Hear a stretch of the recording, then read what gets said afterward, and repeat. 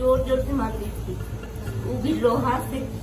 अच्छा ठीक है, नहीं सोच कर। एक बेटी जो तरपाई जा रही थी, जिसे हर पल वह घुट घुट कर जी रही थी, उसके साथ गुणवत्ता की गई, गलत व्यवहार किया गया, उसे मारा गया, उसे पीटा गया, उसे दागा गया, उसके दांत तोड़ दिए गए, उसे पागल कहा गया।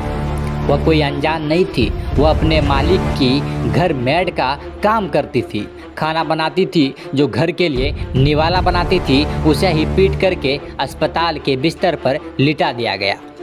जमीन पर मलमूत्र चाटने के लिए मजबूर किया गया।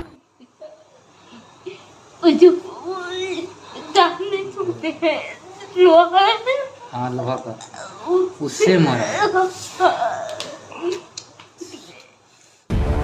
यह पाशविक व्यवहार कोई अनपढ़ नहीं कर रहा था, कोई जाहिल भी नहीं कर रहा था। वह एक IAS की पत्नी थी, नाम सीमा पात्रा है, जो भाजपा की नेत्री बताई जा रही है। झारखंड की एक रिटायर्ड IAS महेश्वर पात्रा की पत्नी है सीमा पात्रा। रसूख का घमंड इतना कि अपने घर के नौकरानी को जानवर समझ बैठी।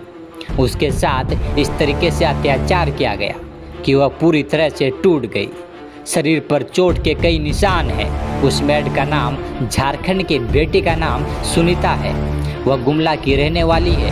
गुमला के डुमरी प्रखंड में उसका घर है। वह सालों पहले सीमा पात्रा के घर में कुछ काम करने आई थी, लेकिन बाद में कुछ ऐसा हुआ कि नौकरानी उसे सुहाने नहीं लगी। IAS के पत्नी होने की रौंग झाड़ने लगी, उसे मारने लगी, उसे पीटने लगी। जानकारी के मुताबिक सुनीता को एक कमरे में बंद कर दिया गया।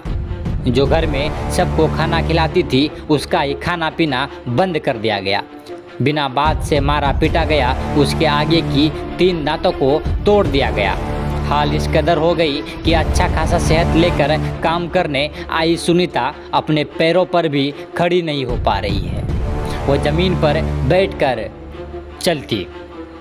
बंद कमरे में ही सुनीता कहती है उसे गर्म तावे से दाग दिया गया। डॉक्टरों ने उसके पैर पर, उसके पीठ पर कई जगह जख्मों के निशान देखे हैं। सुनीता का हाल जानने ग्राम सभा के रिम्स पहुँचे। सुनीता ने जो बताया उसे सुनकर होश उड़ जाएंगे। सुनीता कहती है कि उसे बहुत मारा पीटा जाता था, कुछ भी कहीं नहीं बोलने के लिए कहा जाता था। सुनीता फिलहाल रिम्स में जिंदगी और मौत के बीच जंग लड़ रही है। यह तो एक कहानी है जो निकल कर सामने आई है, लेकिन ऐसे कई और दर्दनाक दास्तां झारखंड के अलग अलग हिस्सों में आदिवासी बेटियां ऐसी तड़पाई जा रही है जिनका इस्तेमाल रसूखदार कर रहे हैं। कुछ कहानियाँ सामने आ पाती है, कुछ कहानियाँ दब जाती है, लेकिन हकीकत तो यही है कि बेटियाँ सताई जा रही है।